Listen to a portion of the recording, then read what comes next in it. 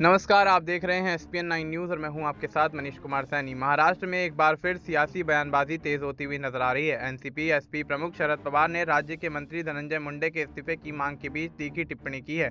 उन्होंने कहा कि आत्मसम्मान वाला कोई भी व्यक्ति इस्तीफा दे देता।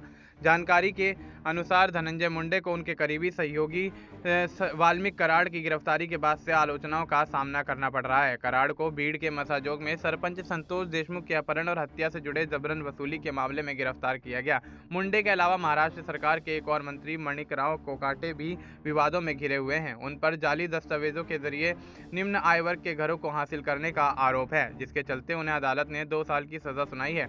इस पर शरद पवार ने कहा कि यह महाराष्ट्र के लिए अच्छा संकेत नहीं है। उन्होंने आगे कहा कि ऐसे आरोपों का सामना करने वाले कुछ नेताओं ने नैतिकता के आधार पर तुरंत इस्तीफा दे दिया था, लेकिन इस सरकार से नैतिकता की उम्मीद करना ही बेकार है।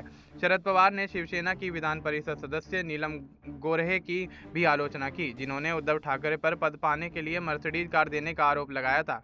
गोऱ्हे ने हाल ही में दिल्ली में हुए 98वें अखिल भारतीय मराठी साहित्य सम्मेलन में कहा था कि अविभाजित शिवसेना में भ्रष्ट तरीकों से पद पाए बांटे गए थे, जिनमें मर्सिडीज कारों को उपहार में देना भी शामिल था। इस पर प्रतिक्रिया देते हुए शरद पवार ने कहा कि उनकी टिप्पणियां निराधार और मूर्खतापूर्ण हैं।